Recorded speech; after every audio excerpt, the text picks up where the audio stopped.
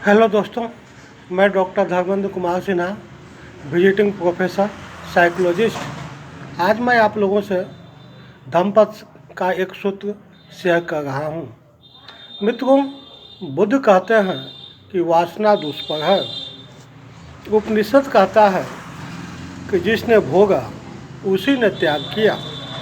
बुद्ध कहते हैं कि वासना दुष्पर है, तो वह सिर्फ उसका स्वभाव बता रहे हैं। वो ये नहीं कह रहे हैं कि वासना का हम दमन करें। हालांकि आज के भाषा में बहुत सारे शब्दों की शब्दावली बदल गई है। आज दमन का अर्थ सप्रेस्ट से लिया जाता है, जबकि बुद्ध के अनुसार दमन का अर्थ है कि वासना को संयमित करना।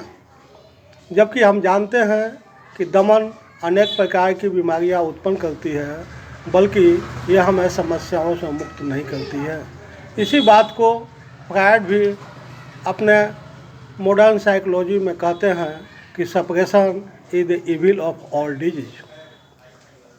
मित्रों, बुद्ध का यहाँ पर कहने का तात्पर्य ये है कि वो आपको वासना का सिर्फ स्वभाव बता रहे हैं।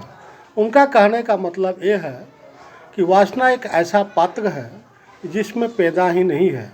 कुछ भी डालो यह भरेगा नहीं। यह प्रारंभ बिंदु है। उपनिषद परिणाम है। लेकिन बहुत लोगों ने बहुत भोगा, फिर भी त्याग नहीं हुआ, क्योंकि इन दोनों के बीच तीसरा सूत्र छुपा हुआ है। वह है जागो। तब ना वह बुद्ध का उदार अनुभव रहेगा, ना उपनिषद का।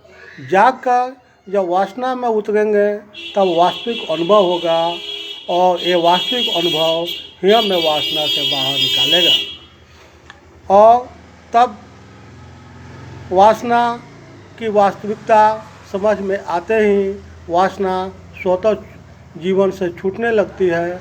तब जीवन में जो बचता है वह केवल ज़रूरत होती है, और ज़रूरत मनुष्य के जीवन में इतना ही रहता है जिसकी व्यवस्था प्रकृति स्वयं अपने कंधों पर ले लेती है।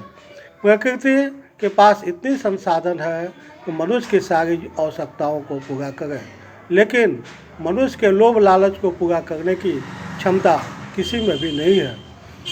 तो यदि आप जागकर अनुभव कर यदि वासना में उतरेंगे तो निश्चित रूप से आप वासना की वास्तविकता को समझ पाएंगे, और तब जीवन की समस्याएं खुद ब खुद सुलझती चली जाएगी। मित्रों, मैंने यह विचार आप लोगों के सामने प्रकट किया, शेयर किया। इसे आप अपने जीवन में प्रयोग में लाने की कोशिश करेंगे, और मेरे ये विचार अच्छे लगे तो ज़्यादा से ज़्यादा मेरे इस वीडियो को लाइक करें, शेयर करें, सब्सक्राइब करें। अंत में so many thanks to all viewers.